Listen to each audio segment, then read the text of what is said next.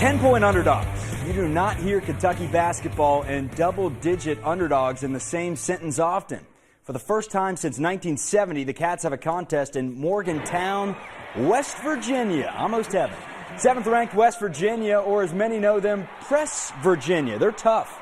As their nickname alludes to, they'll throw the full-court press at you all night long. Someone had the audacity to ask Cal if this was a must-win game yesterday. He kind of shook his head and then had this to say.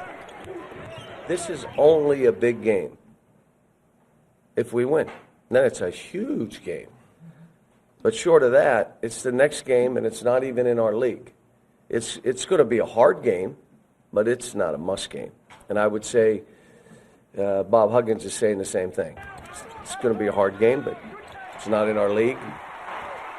Coach Cal compared the Mountaineers to the last road team Kentucky played, South Carolina. Both physical teams. No doubt Kentucky must protect the basketball. As for the crowd, with game day in Morgantown earlier, this will most likely be, and I will say it is, the toughest road task the Mountaineers have had to face this season. Great fans down there, and it's a great basketball town, and we know it's going to be really loud and really active, and a lot of hatred towards us once we walk in the arena. So we just got to stay together and really try to dig in and listen and be able to relay calls and be able to speak to each other on the court.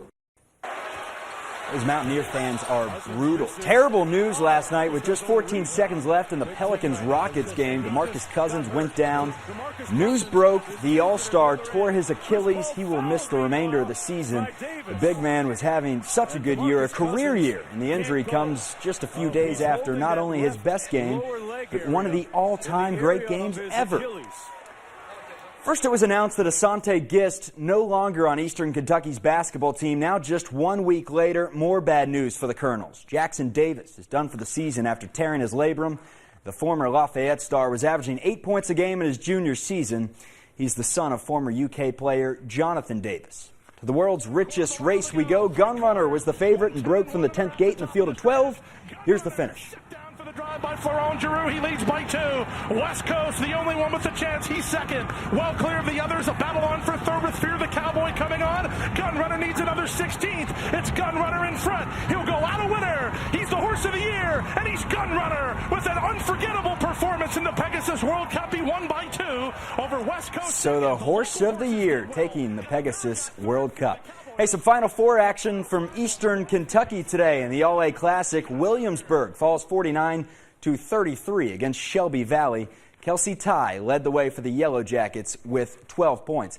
And the Alabama Crimson Tide played today in the SEC Big 12 Challenge against Trae Young in Oklahoma.